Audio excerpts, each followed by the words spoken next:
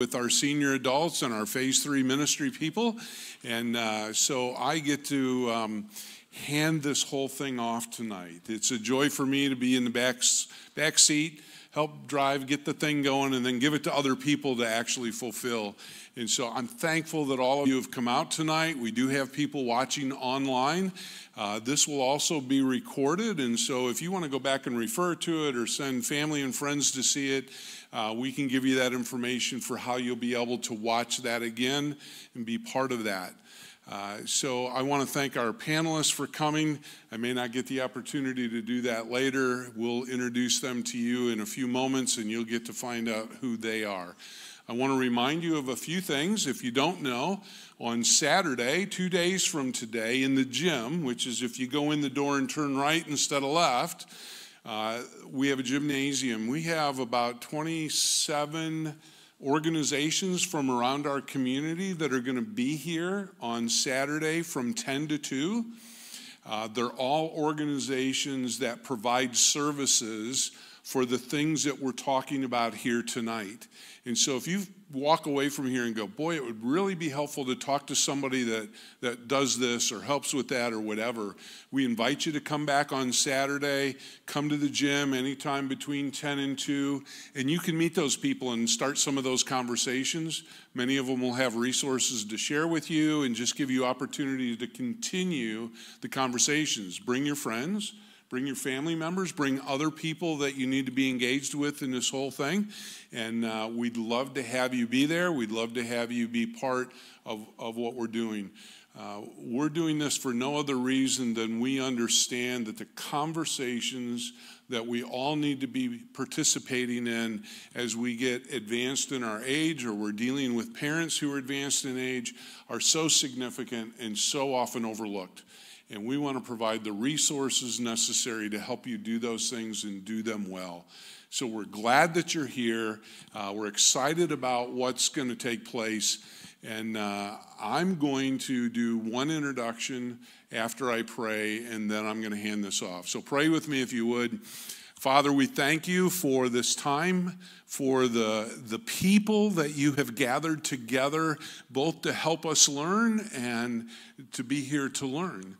Father, I pray that you would anoint this time, that people would recognize that this is about your love for all of us and us sharing that in the best ways that we know how.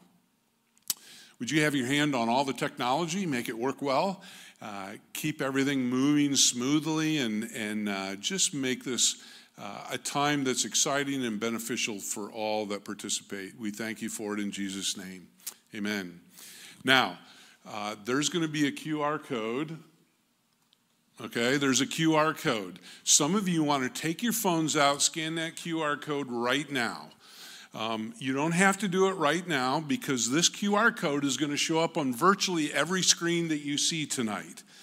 But if you scan the QR code and you follow the link, it will allow you to submit a question for any of our panelists. You might not know which one you want to give it to. You might want to give it to all, but you can actually select which panelist. When you submit that question, you can submit as many questions as you want. We're not going to spend 2 hours standing up here teaching. We're going to spend a little bit of time giving you some really significant information, and then we're going to spend a lot of time allowing you to ask questions and participate. Now, some of you go, my phone won't scan that QR code. If you have that problem, you let us know, and we'll bring you a QR code on a piece of paper that you can scan right in front of you. And then there's some that say, I don't know what QR code is. I don't do the technology.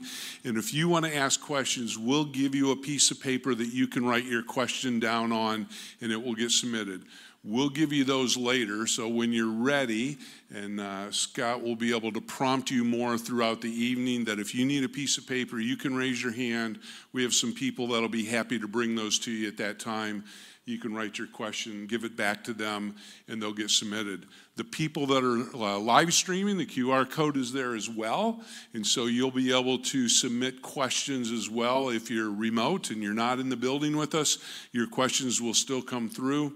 Those will all get filtered in the back, and we'll be able to just keep a steady stream of questions going up for Scott to give to our panelists tonight. With that, let me introduce to you Scott Kuby. Scott is the president of Orchard Alliance. If you're not a Christian Missionary Alliance person, you may not know what that is, but if you come on Saturday, you'll find out what that is because they'll have a booth here.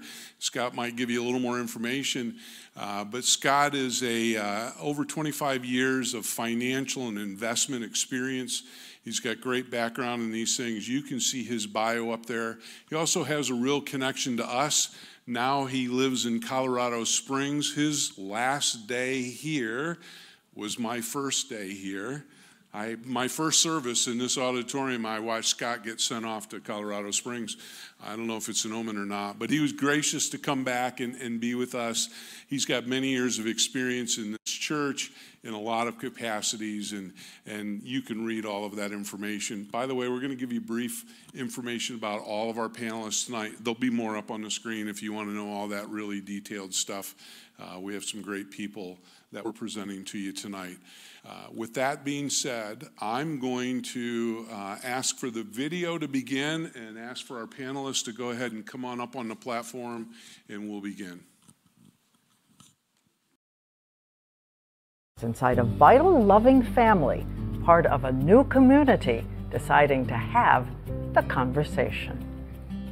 This is 85-year-old Norb and his daughter Maureen. My dad is 85 today. He's still very, very active. He's a wonderful friend. Throughout life, daughter and father have always talked about everything, except one thing: how to control the end of your life in the same way you control the prime of your life. So dad and daughter gather the family together, 3 generations, for an act of love. And so now we're just asking that you share some of your thoughts about what you would like at the end of your life, so that we can honor your wishes. They are part of something new underway for families in America that says having the conversation is a gift parents and children give each other. And there's proof of the difference it makes. Studies show depression rates plummet after a loss if the families have had the conversation. Renowned physician Dr. Atul Gawande says doctors and nurses see it firsthand. When you're there in that moment and you're talking to the family and you're saying, how much will it bother your father if he ends up this way? And they say, more often than not, I don't know. We never talked about it. That it is incredibly traumatic for the family, for the doctors involved. There's often conflict.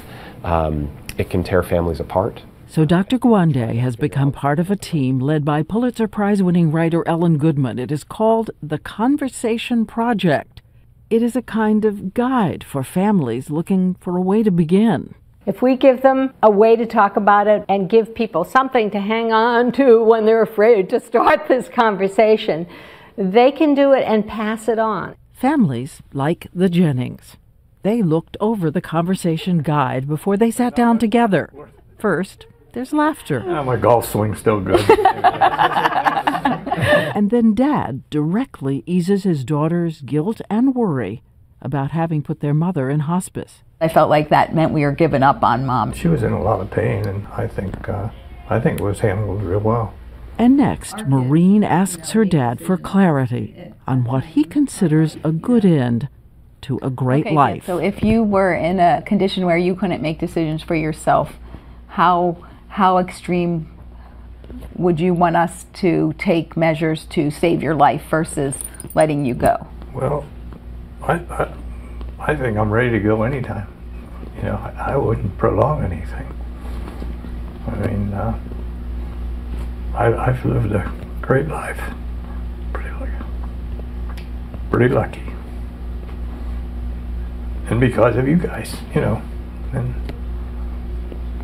Unexpectedly, a grandson is inspired to speak up about his own wishes for his own life. That if there was no meaningful communication, that I would want you to stop trying to intervene. We aren't ready for you to go that soon. Well, we're not ready for you to go that soon either, so. And one by one, the others weigh in, all ages. People don't do that. Happy birthday, dear Grandma. And with that, another family has joined a kind of estate planning for the heart. Go! The conversation beginning in America. So please tell us.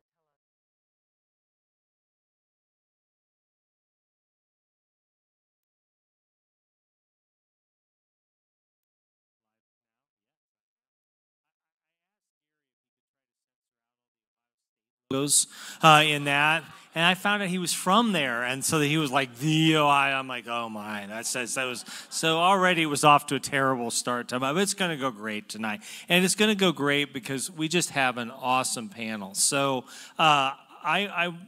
one of the things I was very happy to see is they put CFA on that. It is utterly irrelevant to the topic. I'm just asking questions. I'm not an expert in this field. That stands for Chartered Financial Analyst, but they all had really cool letters, so somebody said we should dig out whatever ones I could for me as well, so don't pretend that those matter. The rest of them, they are really smart on this.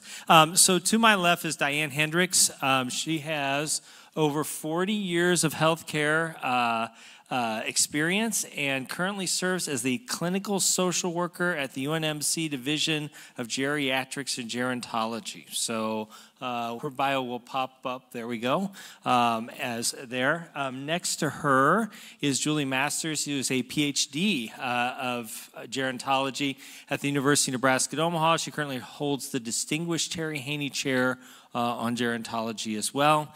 And finally, over here, Catherine Swinarski, who is the founder and managing attorney at Elder Care Law as well.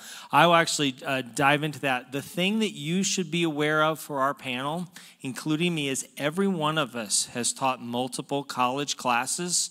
You should be afraid. We can go on a long, long time. Mine were all 2 hours and 40 minutes, and they never got done early. And that's Julie's like, that's not good. We're going to do all right. We're going to be fine. Okay. No, we won't do you that. Okay. That's what we'll see. What I'd like to start out with, and Catherine, will start with you.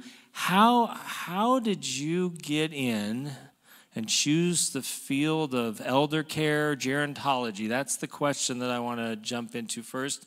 Mics are on, not on? There we You're go. on.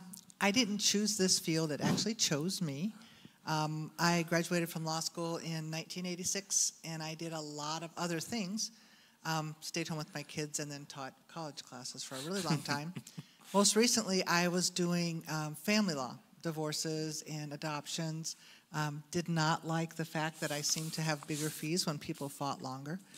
About that time, my grandmother went to live at Trinity Emmanuel Village, and people in my family are long-lived and healthy into their later years, which is a huge blessing. So she became very, very active in her community. They played Wii bowling. They had bowling shirts. She complained about the food. But mostly what she seemed to do was tell the people at her lunch table and on her floor that, oh, you got trouble with Medicare, Medicaid, you need a will. My granddaughter can do that for you. And she won't even charge you anything for it. So I became very aware that there is a huge need for people, for well-meaning and well-versed attorneys, to start getting involved in the issues that face older folks. So don't hire her as your business development person. No, Okay, no. guys got that now? No, she has passed, but she had a wonderful older life, and wow, absolutely. That's awesome. Julie? First of all, Catherine, thank you so much for your willingness to shift your book of business to an older population, because what we are seeing is with 11,000 people turning 65 each day in the United States, we need someone who's willing to be an advocate and a champion for people. But we also need someone who can help us in terms of the development of forms to help walk us through what this scenario might look like or what this scenario might look like in order for us to achieve our accomplished end. And our accomplished end is really to live our life to the best of our abilities. So I'm grateful to you. So how did you end up in gerontology? Oh, well, you know, does anybody remember the Mrs. Beasley doll? Okay, so I had a Mrs. Beasley doll. No connection, but I thought I'd throw that in because I never have before, so I thought I would. You know, I was richly blessed to spend time with my grandparents. I had one grandmother who had been a hairdresser at Kilpatrick's and a seamstress, so you can imagine. And I had another grandmother who had gone to college in 1918 in Indiana and was sent back during the influenza pandemic. You know, it turned out well because the rest is history, so to speak. But to see just the uniqueness and the heterogeneity of aging is really what led me to the field. So, thank you. Yes, thank you again for the invitation and to join in on the conversation. It certainly is personal as well as professional over the years of my involvement in healthcare. But how I got started is a little bit unique. I grew up in a small rural town, and across the street was actually what they called the old folks' home. Now it's known as an assisted living. But when I was growing up, my mother used to work across the street, and so they became our babysitters. They meaning the gentlemen who occupied the smoking room. So they would sit in their rockers, and I can't remember a time when I wasn't held by one of those older adults, but they were smoking like crazy and a good conversation. So that's part of it. But as then I grew, those individuals that lived across the street became kind of the spy, I would say, because when I would pull up with a date at the end of the evening, my mother always knew when to flick off and on the light, which was a signal to get in, but I couldn't figure out how she knew that. And those were all my friends that I had gotten to know over the years. So I felt like it was a rather natural experience to work with older adults. I myself, said, do I want to consider another population? And so, but I always found my way back to working with older adults. And this area of advanced care planning, again, it's personal, but professional in the sense that every day in most of the clinic days that I spend is talking to people with the physician a little bit about what long-term care planning looks like. And then also, prior to that, I worked a number of years, over 14 years in hospice. So end-of-life care is something that is important to me, but it allows me to, again, reflect on where my life is going in terms of long-term planning. So happy to be here. Thank you. Yeah, no, that's fantastic. As I got to know each of these three just a little bit, super impressed by your credentials, but really impressed also by your love for the people that you serve, which is fantastic. First question I want to start with, actually, we'll start with Diane on this. One of our goals as we go through this is just sort of start at the beginning of how do we get this going and where do we want it to end up and finish it and just work through that step by step in some ways. I would encourage you, if you have questions, go ahead and post them right away. That way they'll be there when we get to it. And I appreciated all of you who were scanning that QR code right from the beginning. So one of the questions I have is as we've had the discussions to go through my own life, I flew in today from Colorado Springs, or from Denver to be more precise, landed and immediately went to one of my dad's doctor's appointments. So it's just, he's 91, he lives up in Blair, and that's just the life that we lead. And I wasn't actually, the doctor's appointment got scheduled after the flight got scheduled. So it's just the fun of it. But this seems to be one of those areas where, wow, we all kind of know we need to do it. And people have intentions to start, but they don't always get it done. So, Diane, how have you seen that play out in your experience? Yeah, all of you here are showing an interest, and you're not alone. 90% of the people that are polled say advanced care planning and having the conversation with those that we love and partner with as we are aging, 90% think this is an important area of conversation to have. However, 27% of those 90% have actually planned. And so it becomes, my experience over the years, it's becoming even more importantly, getting through and working in healthcare during a pandemic situation where we saw a lot of death and a lot of quick decisions being made by family members, by professionals, became a real enlightened time for most professionals to say, wow, if we don't even know these individuals, how can we care for them and be able to care for their end-of-life care if that is what is going on here?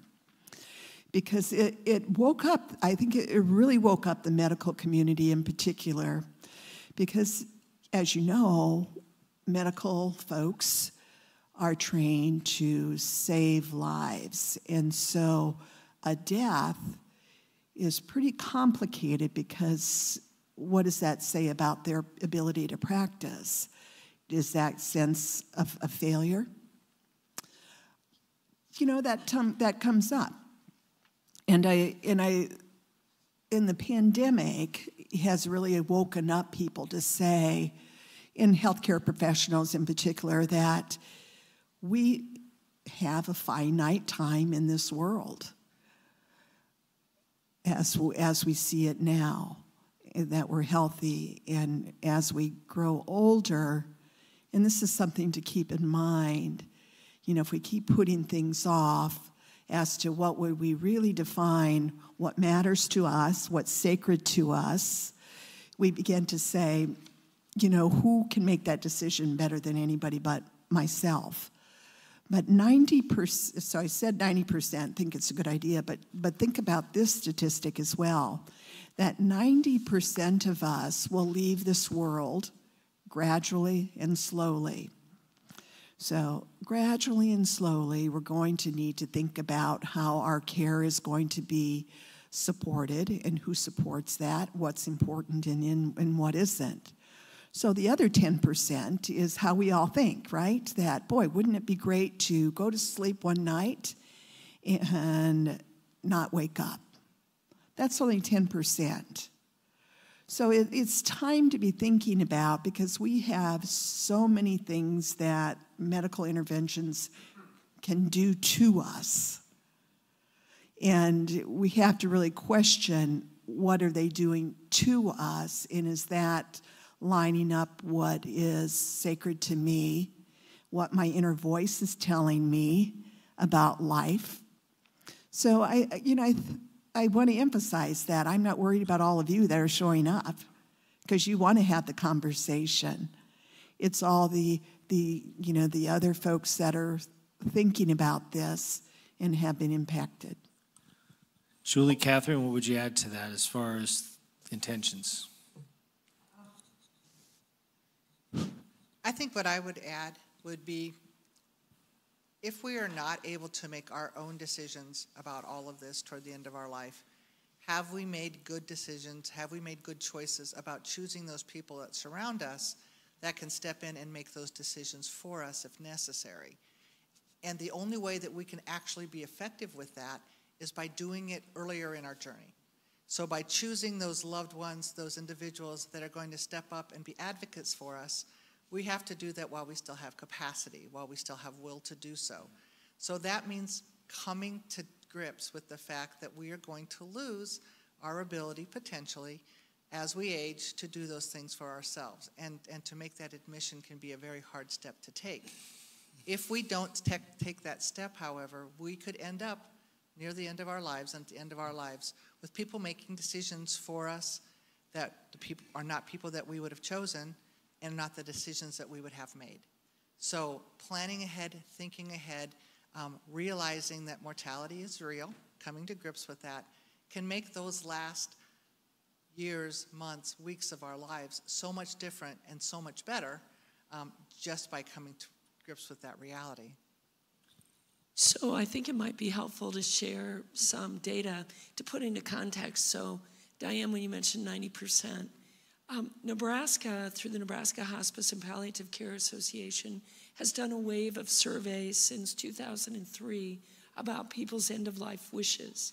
And the last two surveys, colleagues from UNMC, Creighton University, of course UNO, have looked at that data to try to understand what's happening, what are the trends.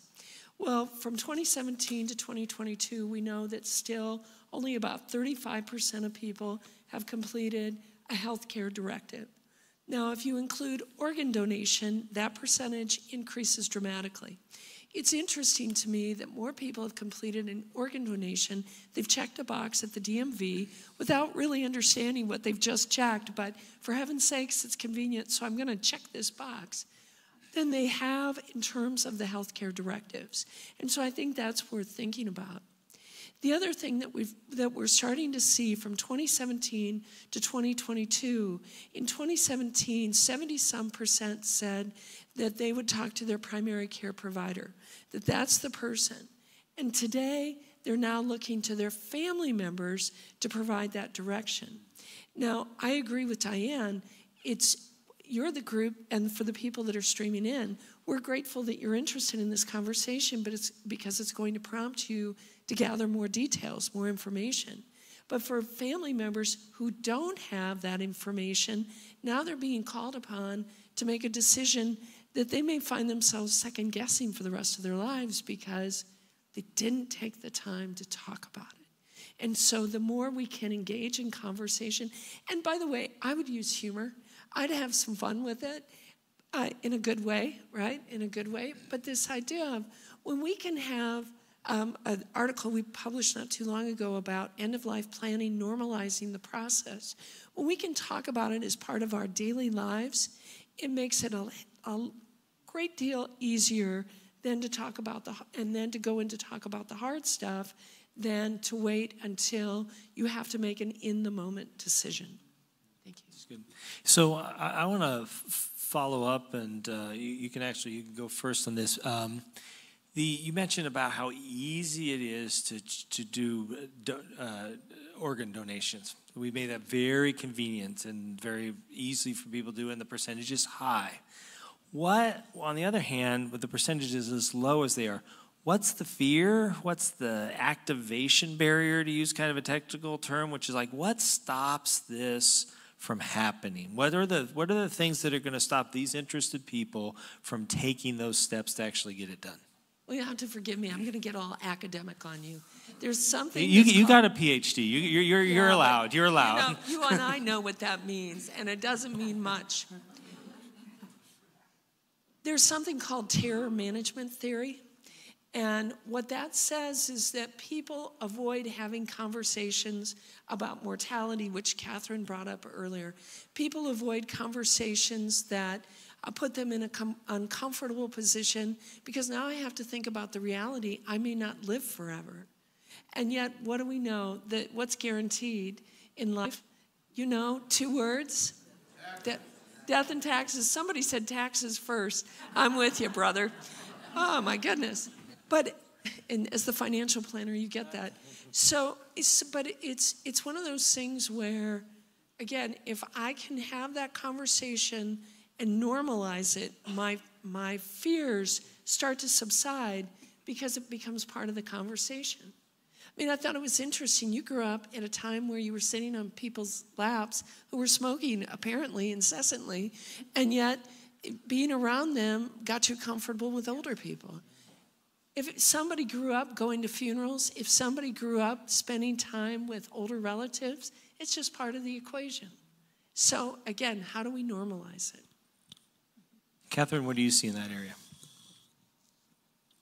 Well, I will tell you, we spend an awful lot more time laughing in my office than we do crying, actually, because I think by the time people have resigned themselves to getting the things done that they need to get done, we have a lot of gallows humor, happens all the time.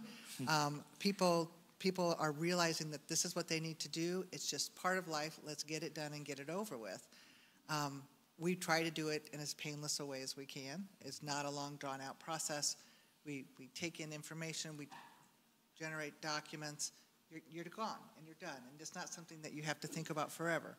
I tell people to, put it in your den, put copies in there, make things available. You don't have to worry about this all the time because your kids know where your documents are. Your kids know what you want to do.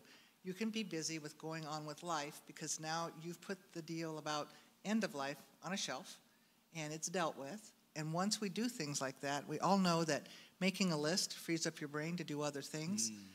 Take this opportunity to get this knocked off your list and move forward. visit it every once in a while because life changes, things change, but we're not going to focus on this. We did it. We did a good job. And now we can be content that this part of things are taken over. And now I can go to weddings and baptisms and be with my family because I did it. Just to tag along a little bit here with regards to the emotional impact. A lot of times when we meet with folks in the clinic and or even in hospice, it's almost like you can't imagine a world without this person. So to be sitting down and talking about it becomes more of an anxiety and a fear with it. And I think that's the part where we start that process of, the physicians do know prognosis. They do know outcomes. And so they do know that sense of urgency, but it's just so much easier when it's not a crisis situation, because then it becomes almost as if there's that sense of, I can't believe this is happening. I'm not ready to think about these decisions, nor am I ready to make decisions if this person doesn't have the capacity to do so. So go with that, because people can also look back and have not had documents prepared, and they feel bad about it. And then it goes back to, it wasn't intentional. You've put this off for the underlying reason of you can't imagine not having this person in your life. So the underlying takeaway is that you're, just as the other two panel members are saying, to have that piece in place, at least a good foundation for the conversation to begin, is an important piece to it. And you're right, it revisits all the time.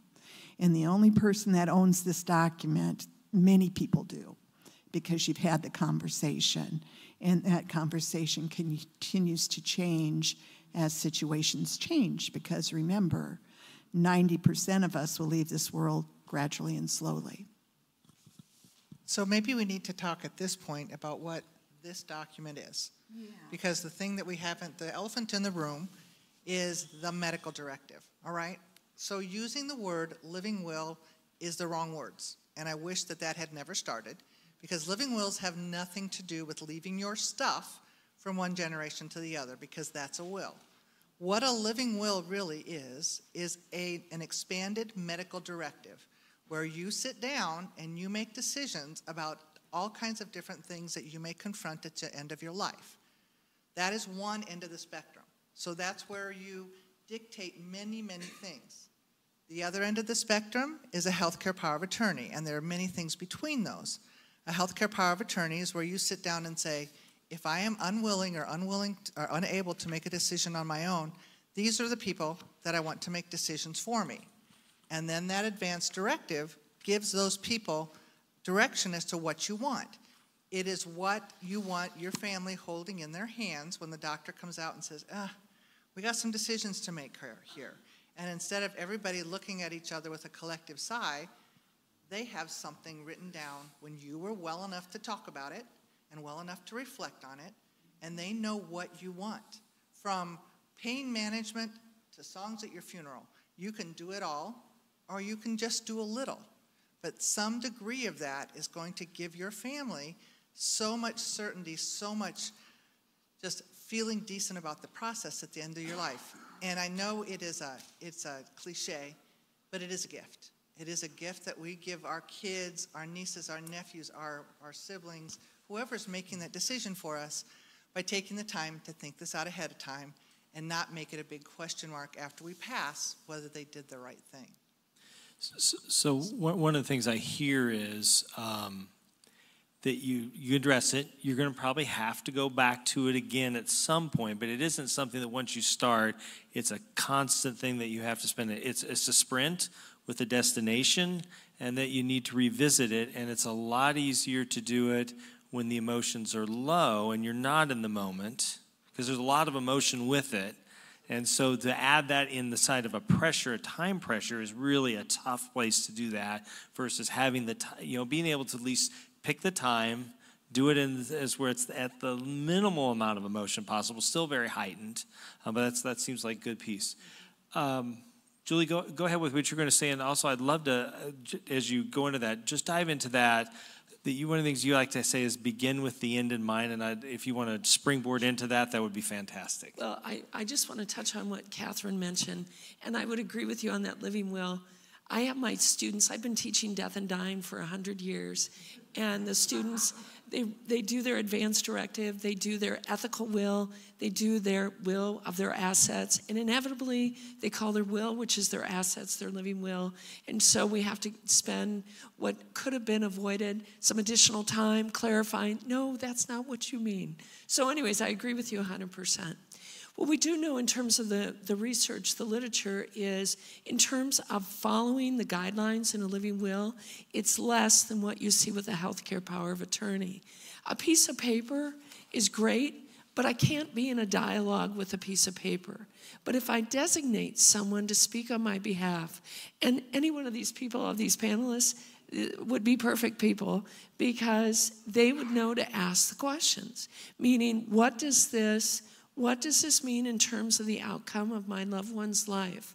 And this idea of beginning with the end in mind, I have to give credit where credit is due. So probably 14 years ago or so, Dr. Osborne, Tom Osborne, came to the Department of Gerontology Chuck Powell lecture, and he talked about something that came from Stephen Covey's principles, which is begin with the end in mind. And that is writing your obituary so it would say, what would people say about you at the end of your life?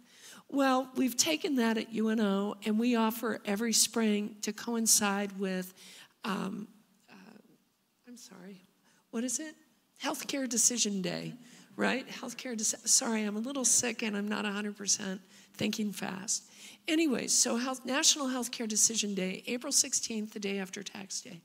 Anyways, so we have this series called Begin with the End in Mind, and we bring in speakers who talk about end-of-life issues, and I'm surprised how many people show up because they want to talk about it.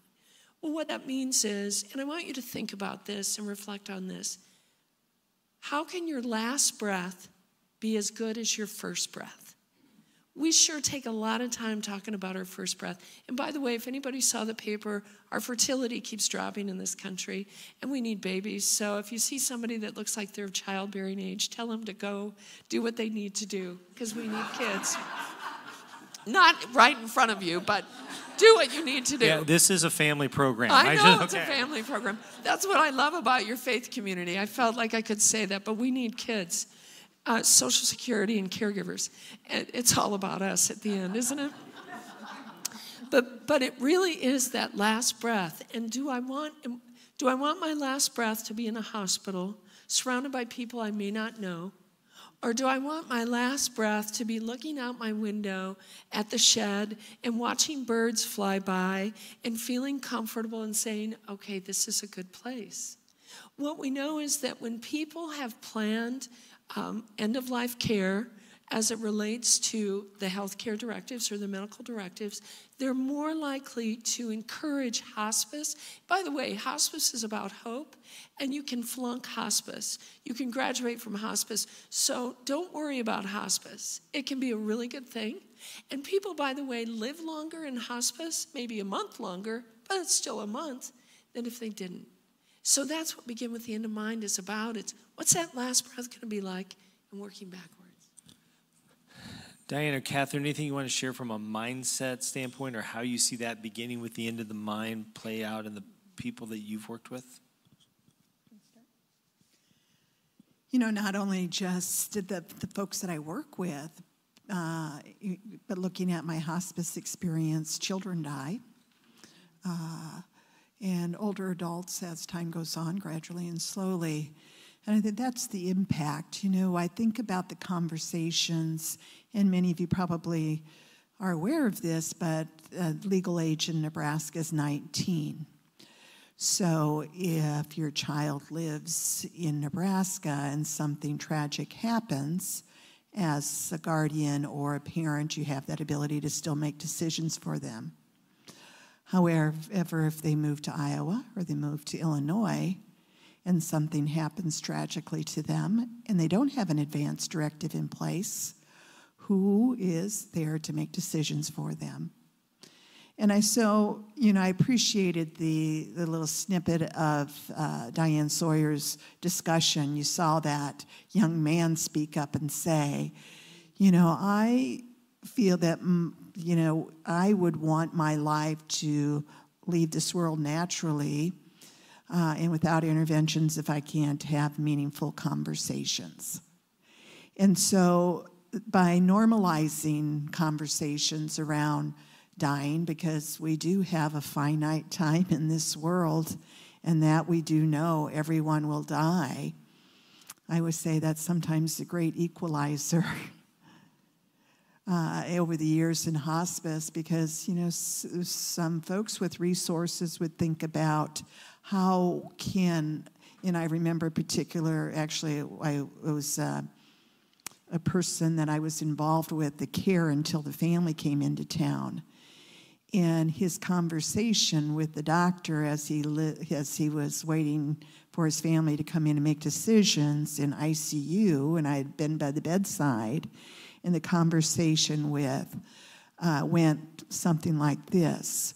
The doctor would say, "So you're asking me to fight eternity?" And his response was, "I want you to fight like hell." And so the ability for that individual then to begin to say, "I want you to do everything," the question became, what does everything look like? And at what cost? And so I tell you that story because it was a personal experience, but it has me always reflecting on who's the person that makes these decisions, who's in charge. And yes, the doctor would honor that decision until there came to a point where everything couldn't be done. And someone stepped in and spoke on his behalf. But it put a lot of tension with what did this person really want.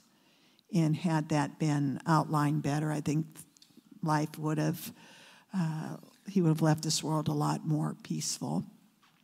But I think the other thing is to the other barriers sometimes, and I hope I'm getting this question answered the way you'd like to, but please bring me back, is that even though, and help me out with this, to understand that if there is not an advance directive in place and powers of attorney are not designated as a primary, surrogate, secondary, is that the natural order in the state of Nebraska as of about 3 years ago is first the spouse, and then if there's a parent, of course, parent, and then spouse, and then oldest child. Help me with that. So actually, that has become less of a thing. Yeah. If you choose or do or not you don't choose, have any document. Yeah, if you don't have any documents whatsoever, and I have served in this capacity myself maybe 8 or 9 times, judges will actually appoint someone to make those decisions for you. And I have had the privilege to make decisions for about 8 different individuals who did not appoint any powers of attorney. They asked me to step in and make them do not resuscitate, because that's not something that will happen without somebody who has decision-making authority. So both Douglas County and Sarpy County judges, what will happen is the facility that you are in, and I usually do most of my stuff with Hillcrest because I live very close to that, they will ask me to come in and be appointed a guardian, which is a person that makes decisions over your body. So there's 2 different things: conservator, who makes decisions over money, and guardian, who makes decisions over body, health care, that kind of stuff. Sometimes they're the same, but very often they can be someone different. So I serve as the guardian. Then I reflect on what I know about this person, which is awfully very little, and decide whether they are now going to be a no code. Because Hillcrest will not just do that without decision-making happening. So these people are in the unfortunate decision of having a complete stranger make probably one of the most important decisions of their life. And would that be if there was no family involved? That's no family That's involved. no family involved. Right. Let's say there is family but no document. Then what order does the judge take? If So the judge probably would not get involved right, if there was 'cause it family. wouldn't be a guardian. Right. And so what would probably happen is squeaky wheel. I mean, Okay. if you have a very loud daughter standing at the foot of the bed yelling, "Do everything for my dad that you can," that's what's going to happen. And it may be completely contrary to the wishes of this older gentleman, but she's the one that's going to be listened to. And if the wife is very passive, they'll turn to her and say, "How do you feel about it?" And she'll say, she will 99, in my experience, she will step back and let this very loud, very opinionated person make a decision that may be not what this person wanted. So yes, spouse, if nobody's around, certainly, and they're willing to make that decision, because in my experience, sometimes they're just not, then a family member who is willing to step up and be loud. And that is what happens at the bedsides very often when I am standing there. We see that too. Yeah. Julie, go ahead. No, You know, I just want to mention, though, something, too, that you will sometimes have, and we see this, again, in the research that we've done, families that are from diverse backgrounds who may have experienced poor care over the course of their lives, or their grandparents or great-grandparents did not receive care because they were from diverse backgrounds. And so there would be a reluctance to sign a form and instead to say, "I wanted you to do everything possible because I know what you did to my great-grandmother, and I'm not going to let you do that to me." And so when we talk about having conversations, we also need to think about our approach that is not solely through a European white lens, but it's a lens that includes a very diverse population.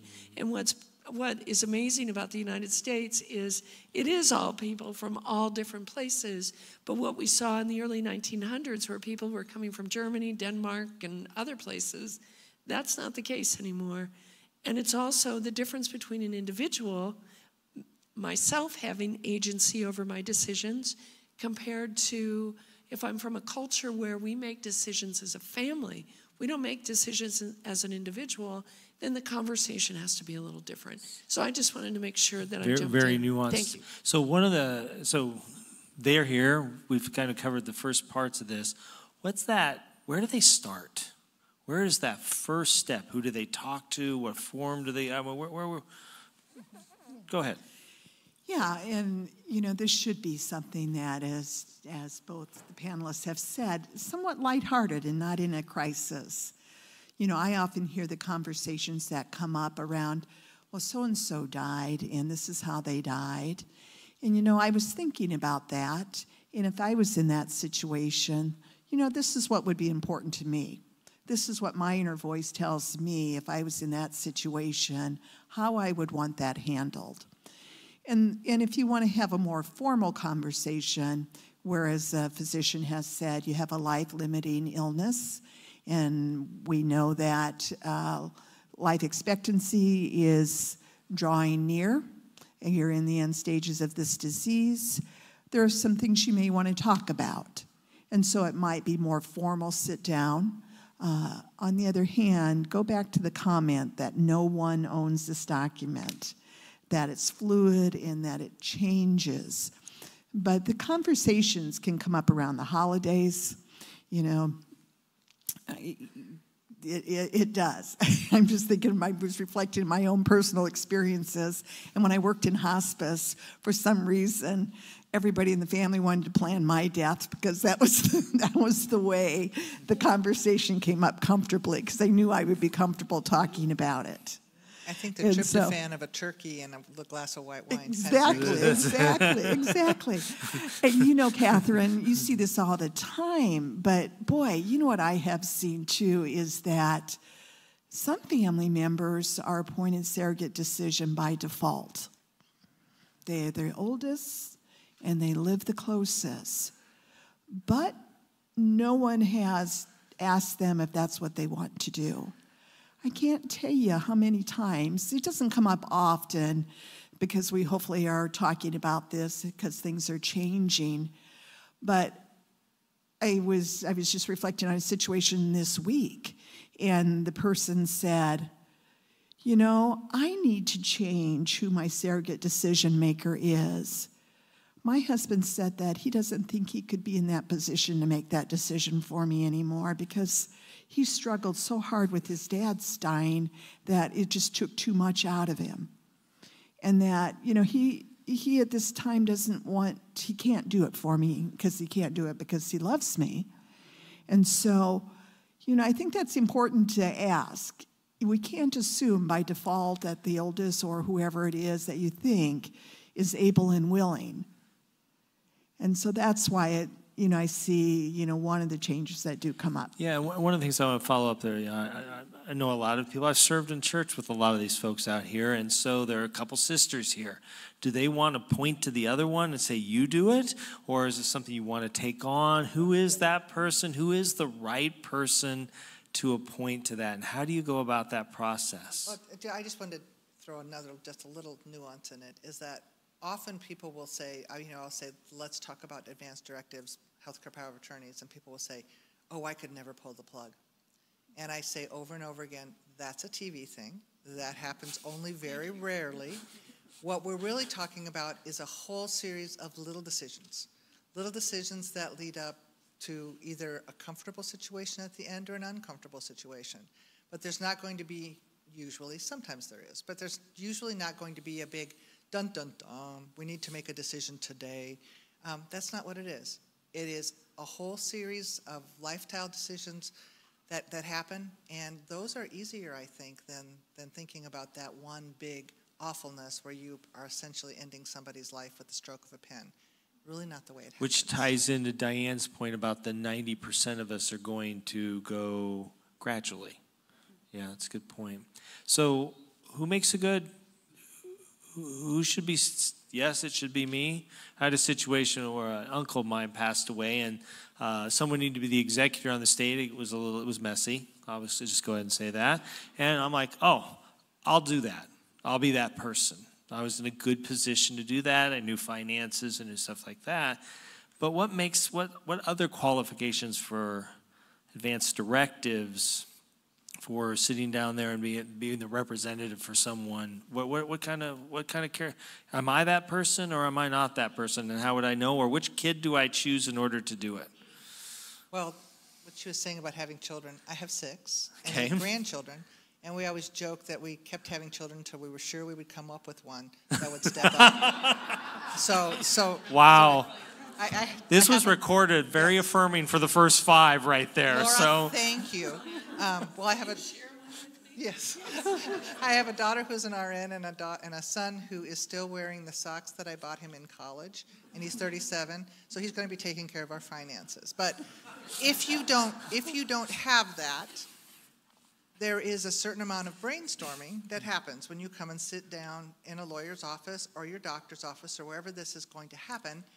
Many times we ask the kids to leave the room because we want you to be honest with me, and if you have to say that your oldest son is not the right one, I don't want you to feel squirrely about that. I want you to be able to be upfront about it. If there's a granddaughter that you want to nominate, we talk about that. What qualities do you see in that person that makes you feel good about that?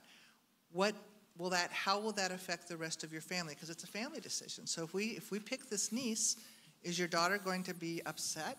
And if she is, will she get over it? It's really a matter of let's talk candidly about our family dynamic. I have orphan elders as well. That's become a thing.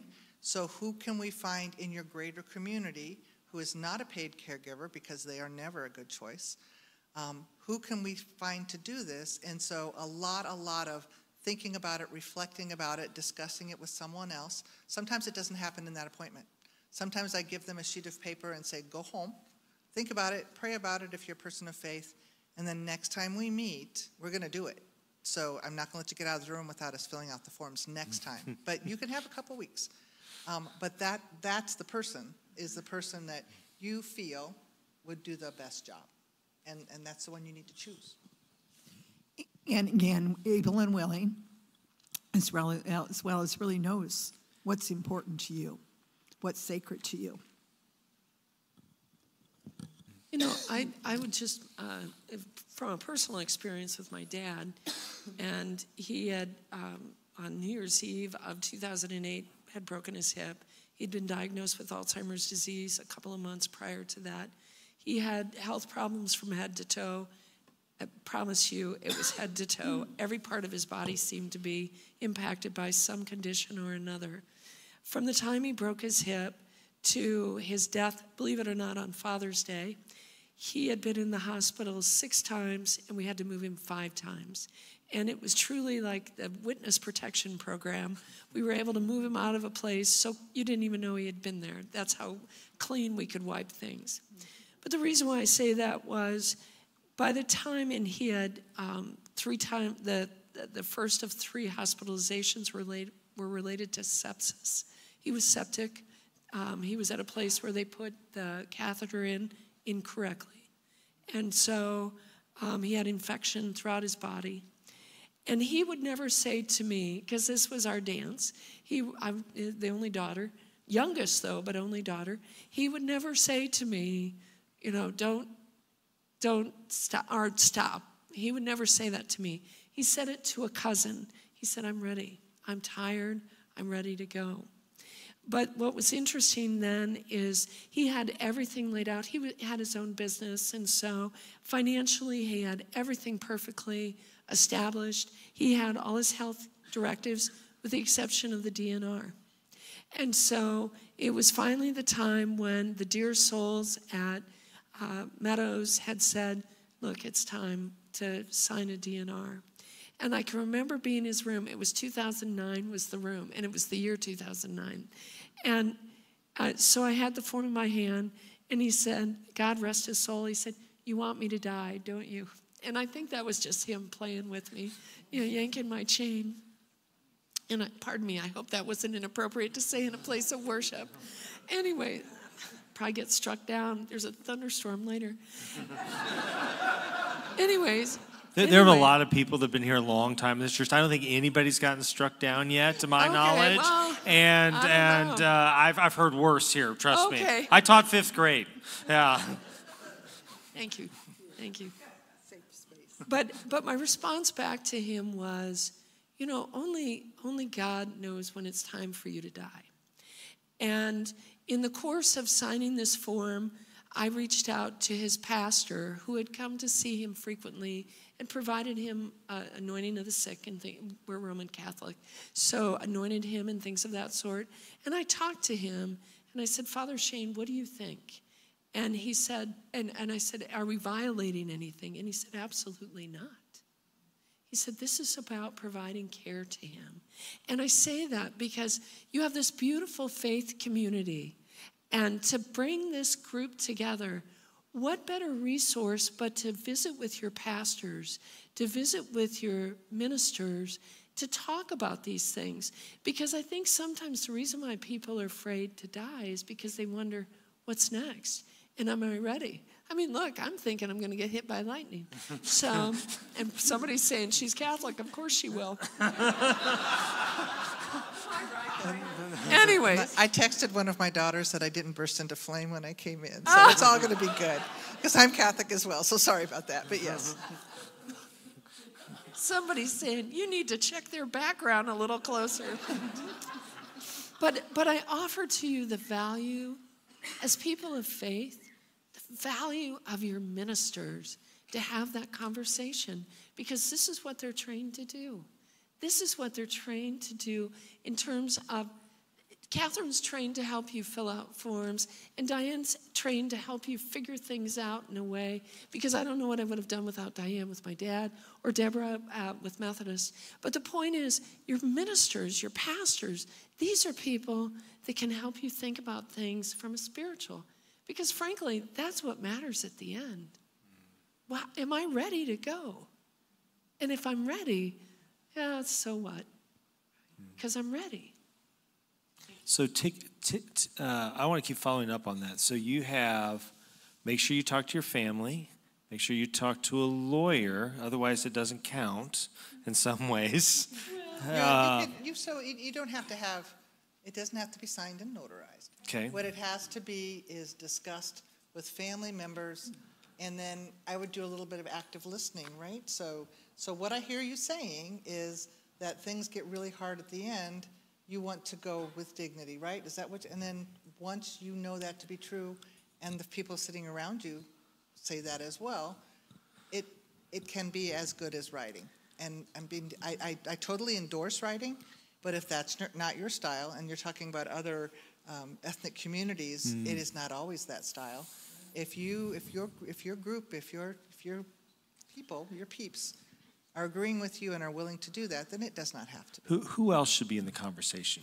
Yeah, and just to piggyback a little bit off again what Catherine was saying, the document itself, the OBRA Act that came into the hospitals in the 1989, early 90s said, everybody that enters into a hospital space or a care provider needs to ask, do you have an advance directive?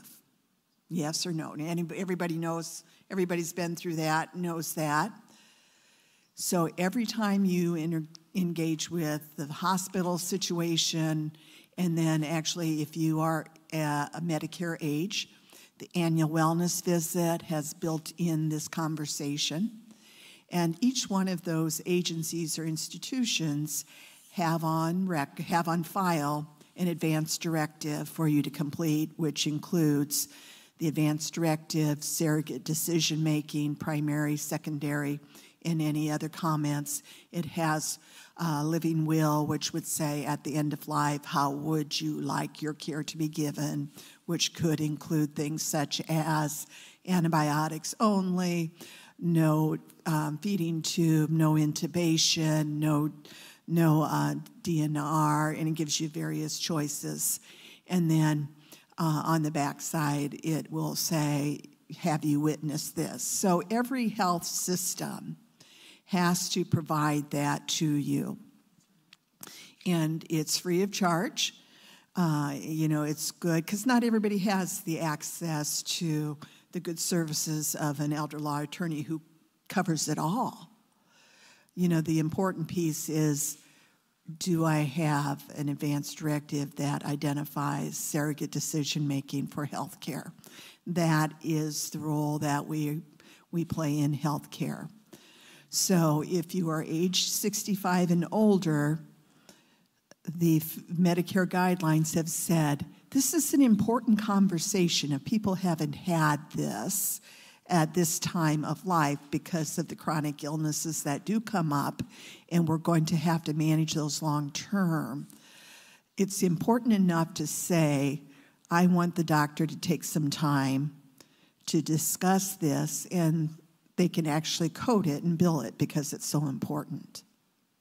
And it's an important discussion that everybody that engages with any health system should have.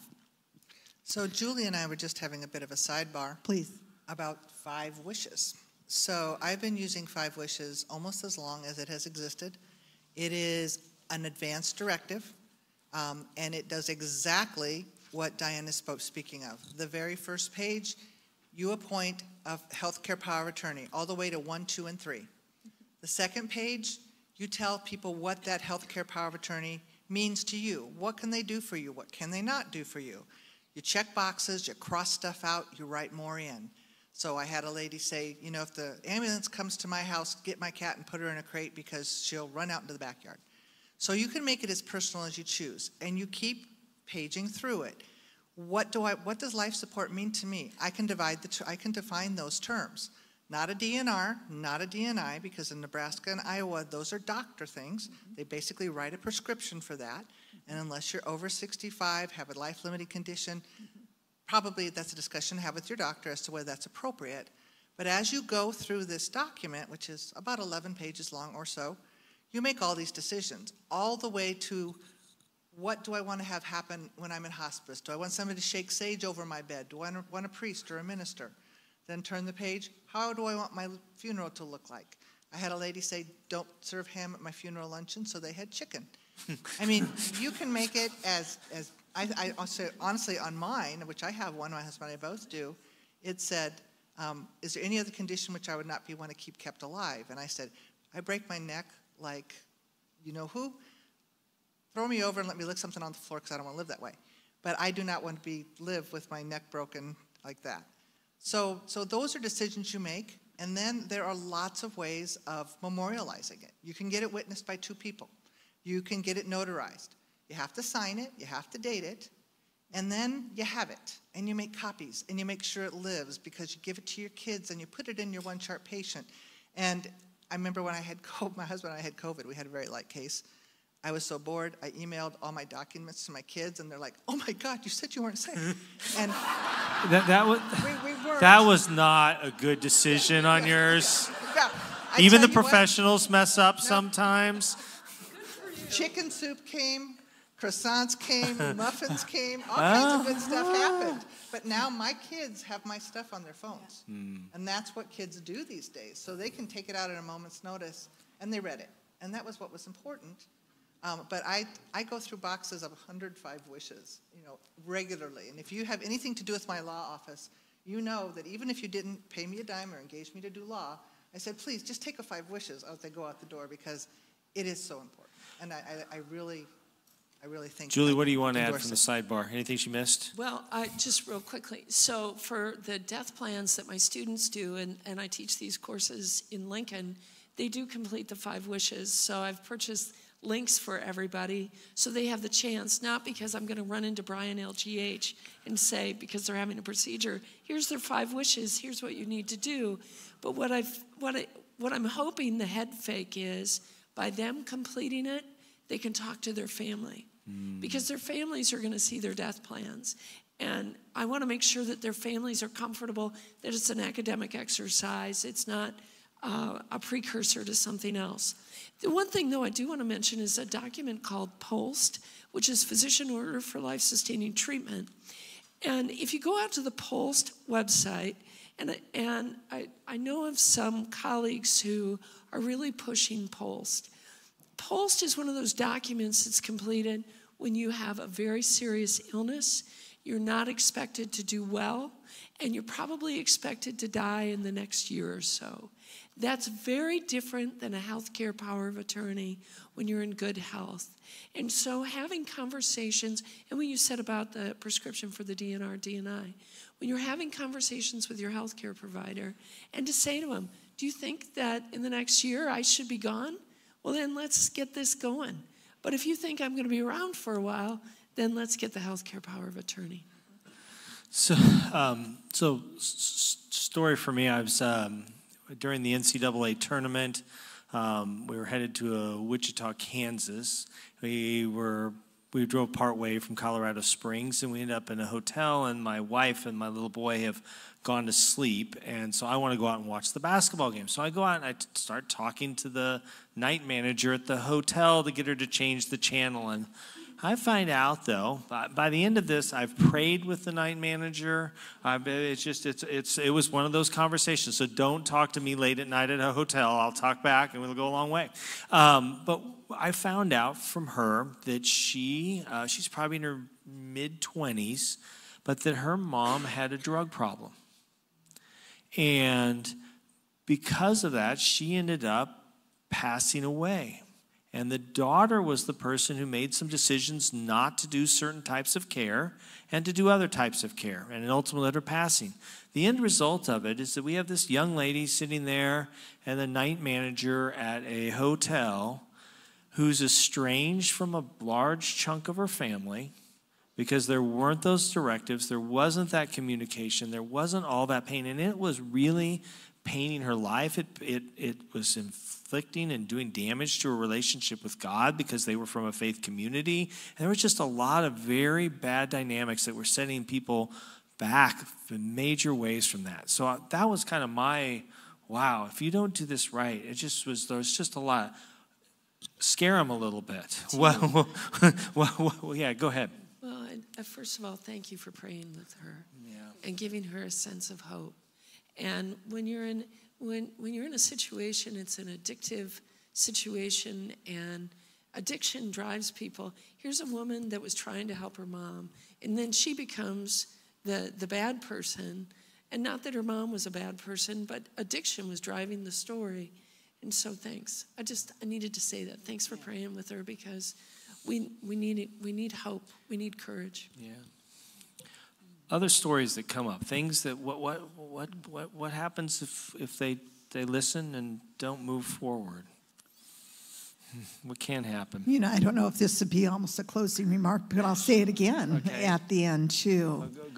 If that's go ahead, okay. because I want to get to their questions pretty quick too. So yeah, you know, this conversation that we're having, because that's what this is the conversation and the importance of looking at our mortality and that we will die and what that plan would look like and who we choose, because sometimes it isn't always family.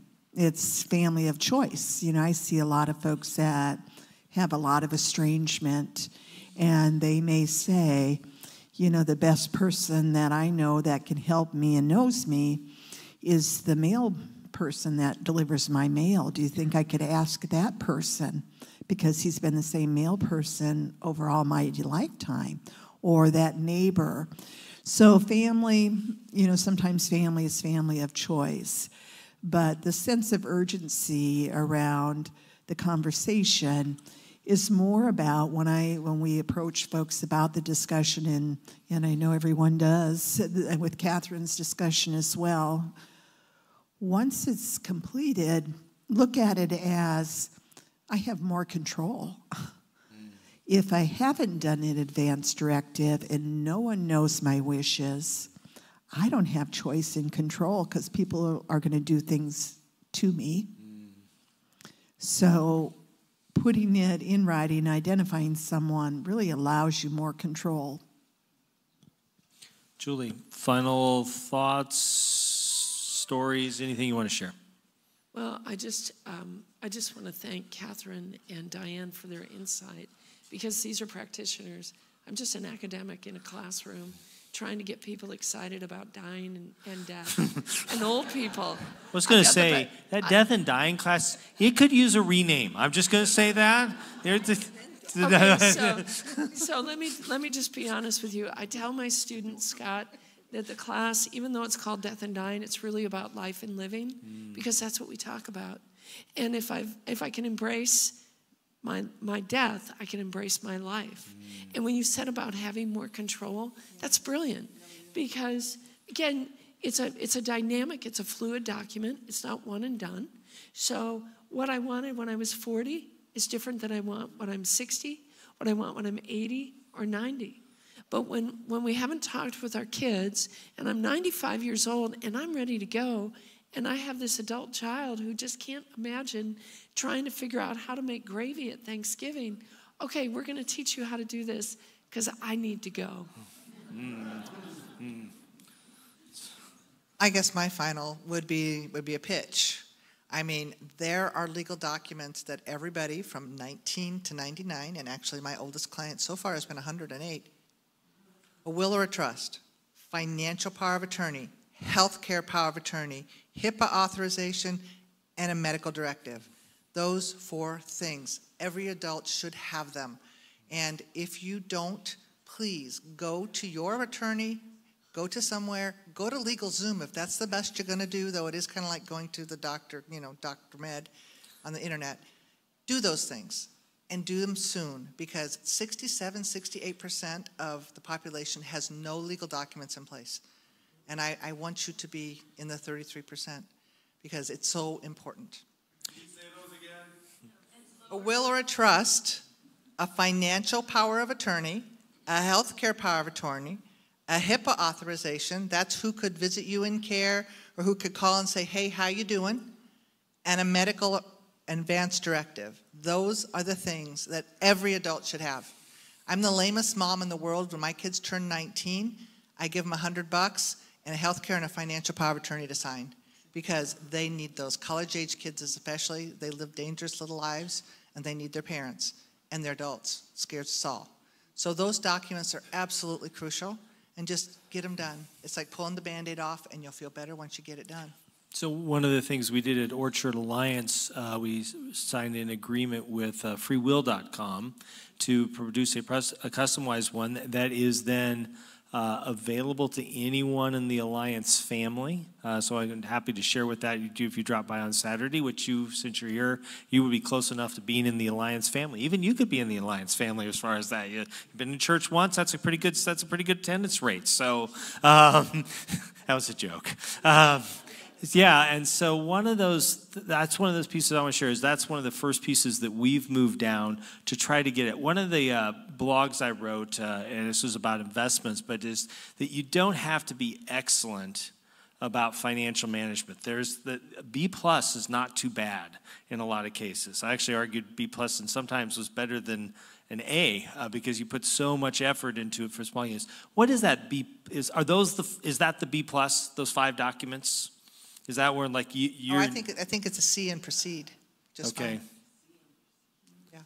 Yeah. Get a C and proceed. Okay. Because there are very fancy things you can do, and there are very simple things you can do, and those documents themselves can vary widely depending on your situation in life. But just getting it down on paper and getting it formally done, because you can't write your own will. Because one of the things I see is that for me, I'm listening to your wisdom just like everyone else. I get to ask more questions, at least for so far.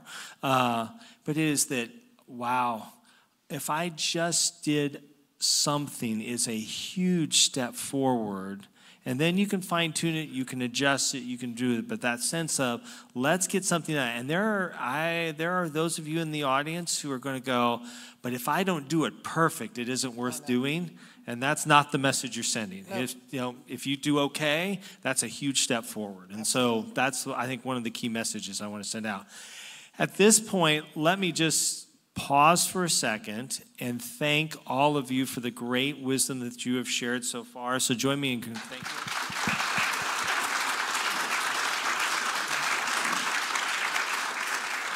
Gary, do you want to just give me those details, come up and give the details again on that, and then we will start taking questions from you.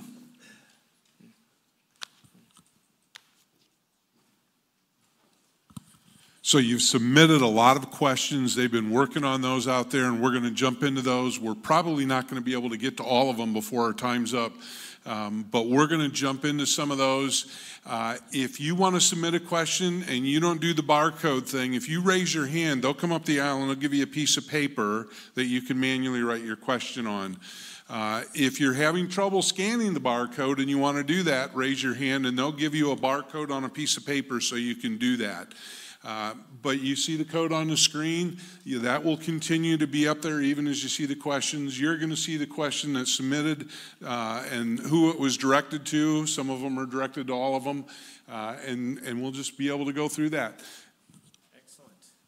All right, go ahead and put that first question up there. I conveniently walk down so I can actually see them. So I will read them to you. You don't have to alter them. So how do you, as a grandkid, have a conversation with your parent about their parent, your grandparent, when your parents are in denial themselves? You know, here's the thing. What I think is interesting, and maybe Diane, you find this, a grandchild can get a conversation going with a grandparent a lot better than the grandchild having the conversation with the parent, because somehow, again, that parent is afraid of their parent dying. And so by having the conversation between the generations, it's okay, Mom, or okay, Dad, you know what, we've talked about it, now we need to include you. We can't hide from this anymore. We have to have that. Is that a case where maybe that grandkid would be the right person to, thoughts? Yes, grandchildren can win the hearts of anyone, right? If you have grandchildren, you know that the conversation might be at least the starter. You know, you want the person to be able and willing. But I go back to the question itself, is that kind of reframe, maybe not hard denial, that this is not happening, they're not going to die, but I can't imagine that this person won't be in my life at some time. And I think even approaching it from that standpoint, I've thought about Grandpa and Grandma, and, You know, I just can't imagine life without them. You know, have we talked about how this might look as they need more help, Mom and Dad? And what have you thought about the care? I know that you have some examples of when you were growing up and how you cared for your grandparents. You know, and maybe it'd be good to just open that up and talk about that, Mom and Dad, as we look at your mom and dad, because someday we're going to be in that position as well. What's important? It's good. I think it would be good as well to, especially if you're an adult grandchild, to reassure your parents that, you know, we've got a village here. You're not in it by yourself. We can help you. You be the head of all this. You tell us what you want, but we're here to help you. And it's not going to be all you on your own to deal with all this, because we love them too. Next question.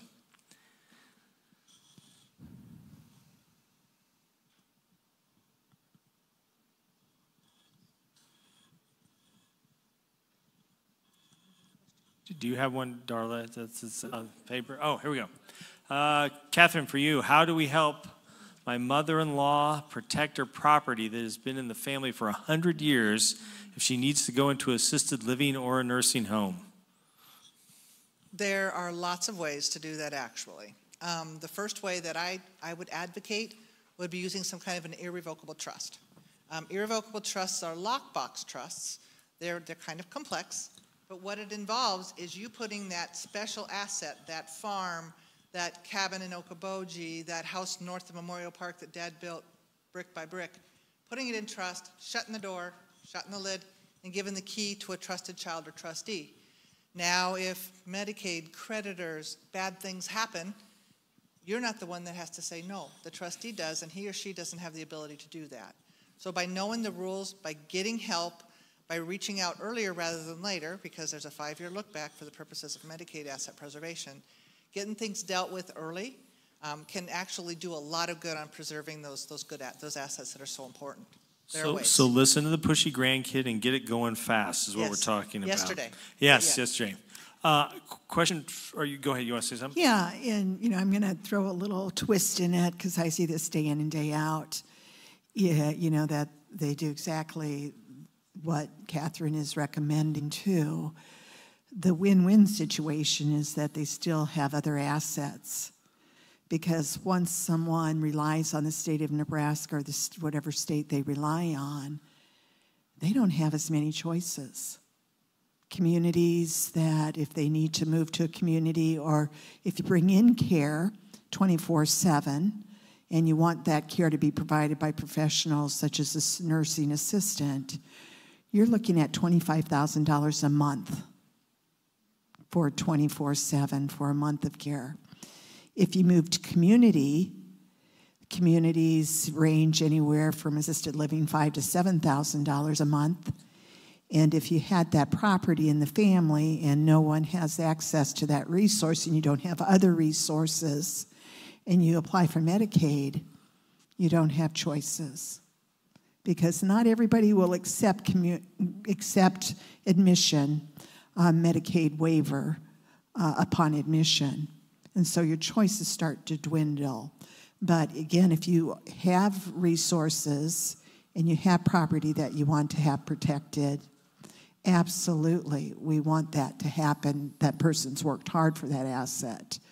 But if the goal is to not have any assets at the end of the 5 to 7 years and receive Medicaid, choices are limited. Absolutely true. Long-term care insurance is a very underutilized resource. There are so many more choices. The old-fashioned one where you pay a ton of money for many, many years for unlimited coverage is not the model. These days we're using hybrid plans, all kinds of things, so that you could, if you wanted to save that farm, self-pay for your own care. And then that asset doesn't become something that's up for grabs. I would say somewhere in the age of between 50 and 60 are the best years because we're healthy enough to still qualify, and we're not going to be paying for it forever. So make that part of your portfolio. It's not an inexpensive thing, but if you look at the cost of care, the most expensive place in Omaha right now that I know of $12,500 a month for long-term care. And I don't care if you never educated a child, if you never went on vacation, you can't pay that for very long. So thinking about the fact that so many of us are going to end up in long-term care. I mean, my grandmother spent her last few years in a hospital bed in my mom's living room because that was a thing. She wasn't working. I'm 64 years old and I'm still quite busily working, and my mom is 87. We have thought about other options, but it's not going to be the same. We are going to end up in care at some point in our lives, and to think about that now is absolutely something that's going to make that less of a burden. Julie, I think you had, when we talked earlier about a difference between hospice and palliative care. Did I remember that correctly? We did. Yes. We did. And so I want to dive into that. I also have a question, so tack on to that, this hard one. Hospice, purpose, duty. A person just had a very bad experience with hospice, didn't see any value in that. Can you dive into that, and then the rest of you just chime in as well? So hospice, so let's think about it this way. Let me back up. So palliative care is the umbrella. And palliative care is about providing comfort. Comfort, it's about symptom management.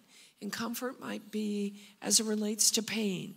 Comfort might be as it relates to emotional issues. Comfort might be social issues. It could be the whole gamut. But palliative care is about comfort.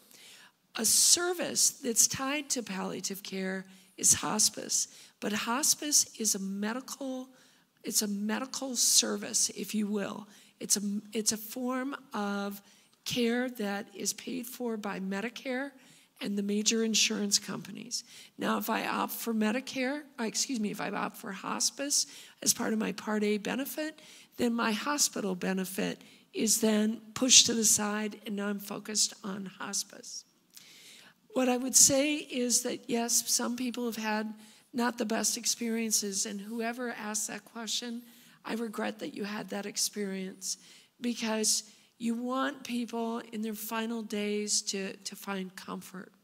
And I hope that if you have the opportunity to experience hospice, but maybe from a different provider, a different circumstance, that it's a better experience for you. I need to say that. You know, the thing about hospice is it's not just diagnosis-based, because palliative care is diagnosis. I could have rheumatoid arthritis that's severe, and I need palliative care. But I could have stage 4 metastatic breast cancer, and now I need hospice care. The thing about hospice care is it, again, is not just diagnosis, but it's prognosis. How long could you anticipate this person living? And what we find, national data tells us that people don't take full advantage of hospice care. In fact, what they do is, if the prognosis is 6 months or less to live, and what we find is most people may not enter into a hospice service until maybe 3 months. Some people go in the morning and they're gone by nightfall, because again, we think, I want to push that off as far as possible. Diane is familiar with this, and this idea, and you see this in the VA system, but you also see this with pediatrics, and it's co-occurring hospice and palliative care with curative care, so that I can continue treatment, I can continue chemotherapy, I can continue other things, but also I get the comfort. And so I think we could do maybe perhaps a little better job of acquainting people earlier on. That's good. Next question.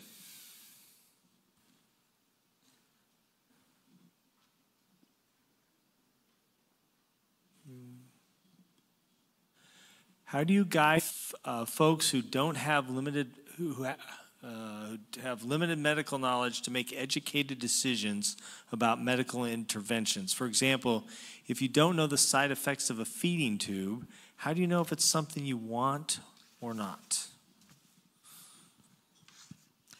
What a great question. Yeah. And, you know, we've had this discussion with so many times in our ethical discussions that we have for case review. And, you know, what a great question. My comment is giving an example. You won't find the answers from the the surgeon.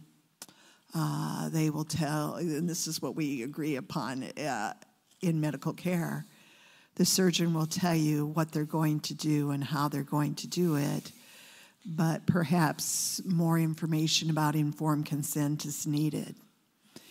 And so you keep asking if you don't get the answer, and you say things such as, if I do this, what will that lead to? If I do this, will it give me more days? But what will my quality look like? And you know, some of the best nurses, you know, they see it day in, day out, and they often have to hold it. But they will say, if you ask them, is there some questions I should have asked that I missed? Because, you know, people do in the hospital setting, you have that opportunity to use an interdisciplinary team, because if you use a feeding tube, there's just not the doctor involved in that. There's a speech therapist, there's for swallowing study, there's, you know, they are going to help with nutrition-wise. There's so many people to tap.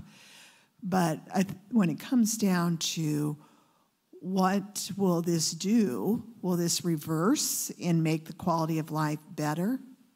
Or are you giving me quantity? But no one has the authority to make the decision. And so you can't make the decision without asking the questions. And, you know, that's my takeaway for it. It's a wonderful question. And as I made my opening remarks, is we have the ability to do things to people to keep them alive, but we don't understand. The doctors do have prognosis abilities to the best of their ability. So you still keep asking the question and going back to, is this what they would want? What is sacred to them? Is this reversible? Is it not? So, good question. I think that speaks to as well, we talked about earlier, about revisiting our medical directive as we age. What may be wholly appropriate for somebody in their 40s may be very not appropriate for somebody in their 90s. So I find people, I mean, I've practiced this long enough to see that people change how they feel about things. So I think that an appropriate question is, you know, looking at my prognosis, my state in life, my support that I have in my family, is this something that we want to do? How often should you update your medical directives? 10 years. 10 years. 40s. Decade, divorce, diagnosis, and Decades, death. Divorce, diagnosis, and yes. I'm glad, Catherine, you brought up the issue of divorce. Because sometimes people will get married and they'll get a divorce. They'll get married, they'll get a divorce. They'll get married, they'll get a divorce. That happens. Unfortunately, they've not updated their documents from their first relationship, and then they die, and the first spouse is saying, wait a minute, I am entitled to all these things. And the last spouse is not in a good mood by the time that happens. So, you know, there's... you should have used that one for how does it go when it goes bad. That would be an example of how it goes when it goes bad. You can bet they're sitting in the front pew at the mortuary. So there's, you know, there's the 4 M's that comes from age-friendly healthcare systems. Methodist Hospital's done a brilliant job with that and that idea. But that first one is what matters? What matters most? There's a beautiful book by Ira Byock, B-Y-O-C-K, and it's called The Best Care Possible. He's a hospice palliative care physician, and it's probably 10 years old. But when he goes to talk to somebody about the possibility of something like hospice, he doesn't go in and say, do you want hospice? He'll say, tell me what in your mind, and it goes to this quality, what would be the best care possible in your mind? What's going to be the thing that's going to bring you the greatest comfort and quality? There's a website called myhealthpriorities.org, and it was developed by a physician that works with older patients. And this idea of giving you scenarios so that you can kind of think about, oh yeah, no, I wouldn't want that. Or, we know like things like CPR. If I watch television, somebody has a heart attack, they're given CPR at 8:05. By 8:55, they're playing tennis with their family. Pickleball now. Now pickleball. Not pickleball. I'm so out of date. I learned about Taylor Swift yesterday from my students.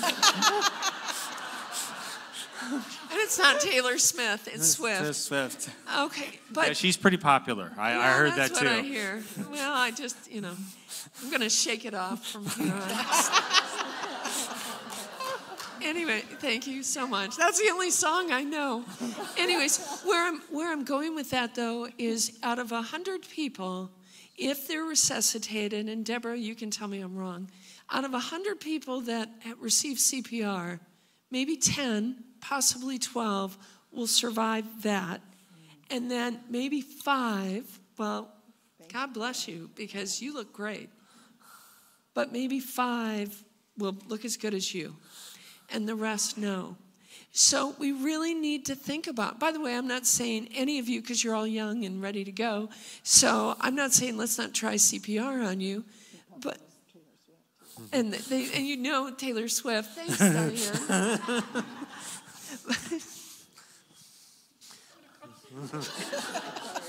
That's all right. You had something important to say. How do you feel about being resuscitated, just in case? Well, that's what I tell my students. I say, look, I'm only 62, so please call somebody as you're walking out the door. Well, I guess class is dismissed. But I guess my point to this is, thinking about these things a little more.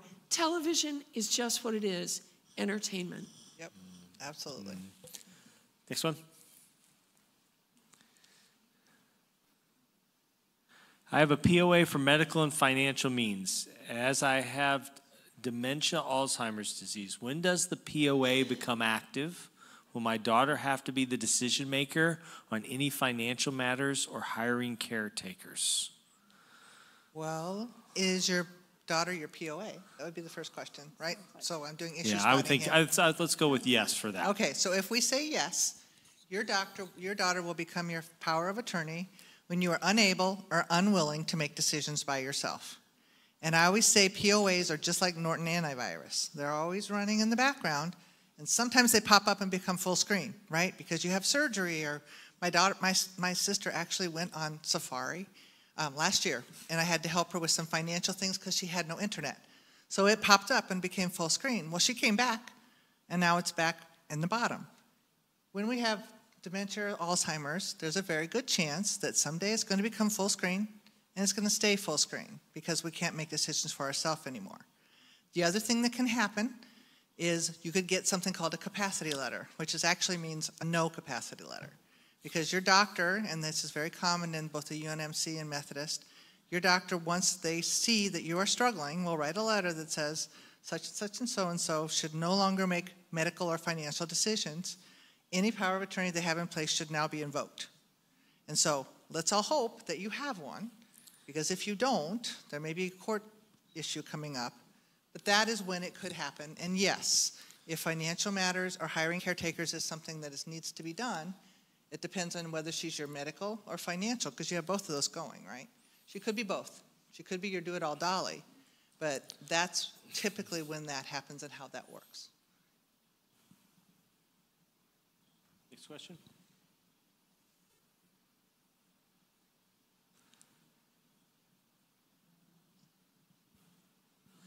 How can I ensure my medical POA will honor my wishes? If I have a DNR, can they override it by saying that they are a my medical POA, and I want you to do everything to save them?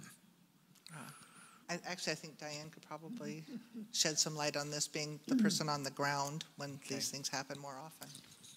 Yeah, so when you're in that crisis situation, the information, and this would be rare too, that again, 90% of us gradually and slowly will leave this world. And so if I have put in the document that I wish to be DNR, do not resuscitate, You know, first of all, if I know that my life is limited, I may look at considering what we've already talked about is hospice care. Can someone override that? You know, Catherine gave the example of the person in the family who screams the loudest. You know, doctors will be conscious of liability and have to weigh out the decisions, but hopefully there is time to weigh that out with people who can help that individual honor the wish by explaining what the consequences of the attempt. And so there's never 100% guarantee that those wishes will be honored because, first of all, where's that document in a crisis situation? You know, if you call an EMT 911, they assume it's an emergency. And if there is not clear documentation somewhere, they will do whatever they need to do temporarily to keep your life going. You can't tattoo it on your chest either, by the way. Yes, no tattoo on the chest won't do it, you know, that's, yes. So I can, you know, every provider, when you hit the emergency department and if you've engaged 911, they have the authority to continue CPR until there is some direction from someone to explain the outcome of what's going on. But my hope is that you've engaged that conversation and they're willing and able to make that decision to honor your request. Is that answering it pretty great? I think one piece too, though, that as we start to get in these scenarios is this isn't that likely to happen in the flow. That's correct. And so that's one of the pieces where it's like, oh, I can imagine this scenario not working out perfectly. Therefore, it's not worth taking the step. But that's a very unlikely situation, and therefore, wow, there's so many other potential options out there. You know, when you play the percentages, oh, that's a small one, and truth could happen. Eventually that works out. But on the other hand, there are so many other ones that would be covered that wouldn't be satisfied as well because you didn't take that step. Is that fair as a summary? Right, and I think it also goes back to that, pick the child, pick the niece, pick the person that's going to honor your wishes. That's the choice that you can make. If you have enough people in your life, which I hope you do, you know that there's somebody who's going to be more likely than not to do what you ask them to do. And pick that person and change them if you find that they're not going to and you have strongly held beliefs. And go back to that example. Are they able and willing? And the spouse that said, I love her too much, I can't make that decision. So able and willing. You know, and not just for the healthcare side of things, but for the financial. So right now we know that there's something called the caregiver support ratio. And in Nebraska, we have about 2.9 caregivers per every person 80 years of age and older. What does that tell us? It tells us we have 2.9. It tells us nothing about the emotional capacity of the caregiver, the financial capacity, the physical capacity, all those things. And so when it comes to finances, how do you make sure, and certainly, Catherine, you're acquainted with this, and Diane as well, adult children may not be as thoughtful of their parents' finances as maybe you would hope that they would be. I don't know how else to say that. I know that there are adult children who take advantage of their parents, and their parents, they've decided, I'm going to get my inheritance now while my parent is still alive. And God bless their parents. They want to do everything they can to help them, but it's not that adult child's money. Right? It's the parents. So where I'm going with that story is when you find somebody to be your POA, you want to make sure that there's somebody you can trust and that you know that they won't take advantage of you, just as with your medical health care too. That's good. This is something you've referenced, so this is a great question. Does the power of attorney document have to be activated before the person named has the authority to make the decisions? If so, when and how does this happen? So that goes back to the difference between a durable and a springing power of attorney. So in the old days, well, when I went to law school, how's that? Springing powers of attorney were very, very common, meaning that they only were they were only activated if certain conditions were requested. So most of them said, if my primary care physician or 2 doctors agree that I'm incapacitated, then boom, this is lovely.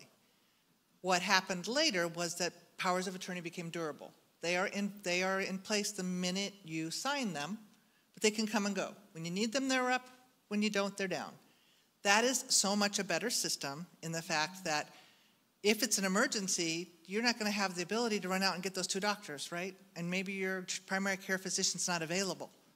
So it really goes back to the fact that pick a person that you trust and appoint them and then give them power. That also goes, there's also an issue of Nebraska is now a Uniform Power of Attorney Act state, which happened in 2013, saying that everything your power of attorney can do for you has to be spelled out line by line. Older powers of attorney frequently say, my agent can do anything for me that I could do for myself. Yeah, bum. That is disfavored language, too broad, and so now powers of attorney, my power of attorney went from 4 pages to 24 pages for my really fancy one, because they have to be very, very specific. General practitioners usually think that we have to limit the power of a power of attorney because they're going to rip mom and dad off if we don't. What actually happens is they're going to rip mom and dad off whether they have good documents or not. If they're prone to do that, it is much more important to pick the right person and then give them all the power in the world to take care of you, because we don't know what's going to happen. So springing and durable, 2 different kinds. One is more old-fashioned, one is more modern. I definitely come down in favor of durable. And just a quick question, just a quick comment about capacity.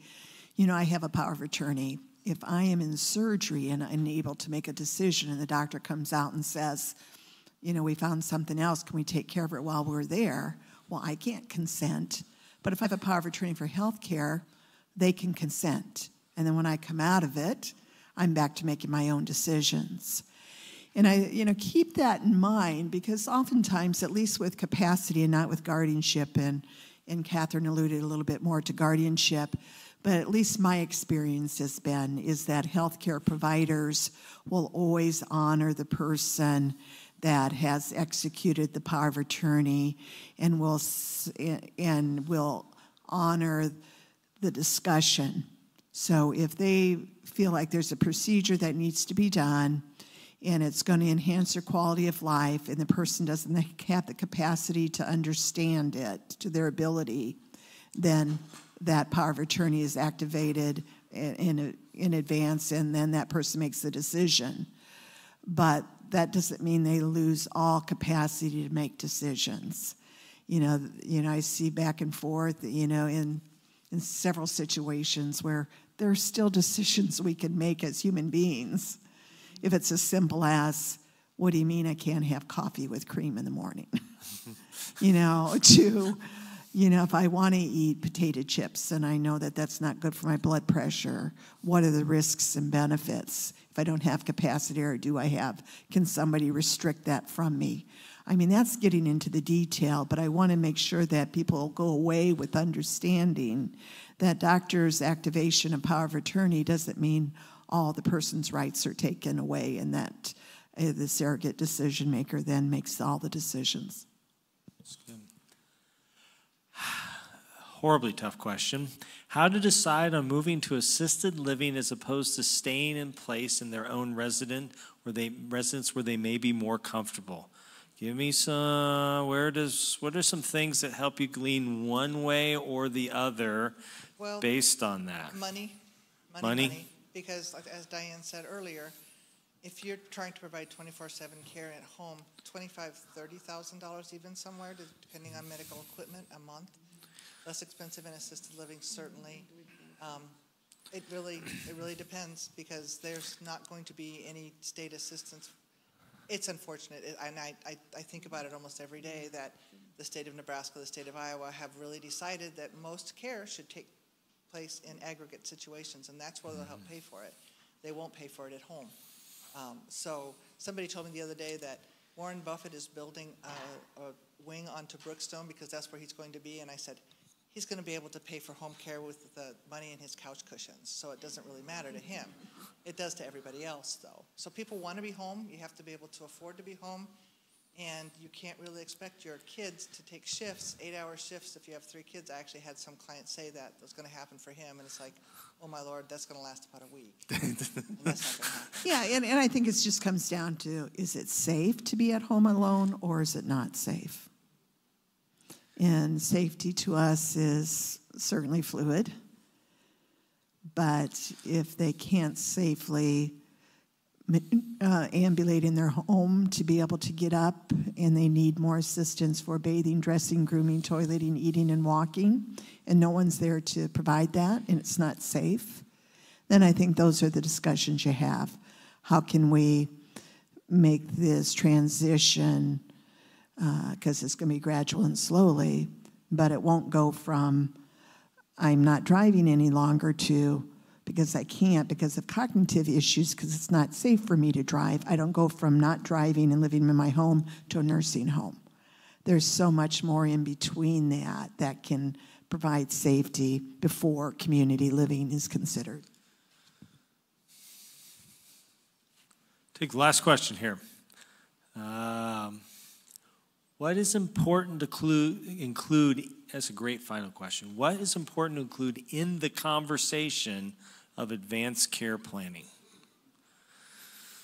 I think everything we talked about tonight, that there are societal factors, there are family factors, there are financial factors, the whole continuum of things that need to be talked about over time. I think if there's a theme tonight, I think that this is an incremental process, that there are baby steps end up leading to the right answer, and then that's what we need to talk about. And maybe circle to the clip, right? That grandson saying, you know, this is what's important to me, and having that conversation of what gives me life, and what is something that, you know, I can't live, and it's not life-giving. What is life-giving to me, and can I have that in the situation I'm in regarding my health status? Ira Byock talks about this along with Tom Attic. If today were my last day, how would it be any different? And so when you look at every day could be my last day, of course you want to look both ways. You want to be attentive, you want to be alert, but it could be your last day. So how's that going to be? And if it could be a situation where you care about each other, you love one another, and you support each other, and look, nobody's perfect, but you realize that you've done the best that you can, that's the best way to go, isn't it? That's good. Join me in thanking Diane, Julie, Catherine.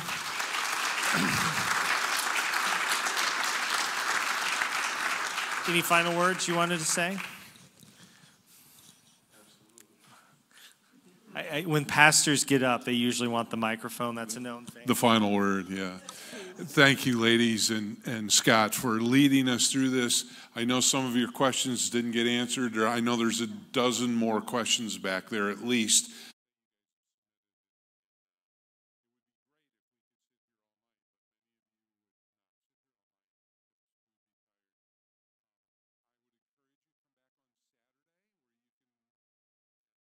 Some of these folks, as well as many other folks that you can direct your questions to. They discussed 5 wishes with you. My wife and I are in the process of filling out our 5 wishes. I will have that on display at a CCC booth on Saturday, but you can go to 5wishes, I think, .com. .org. Or just 5 Wishes, Google it.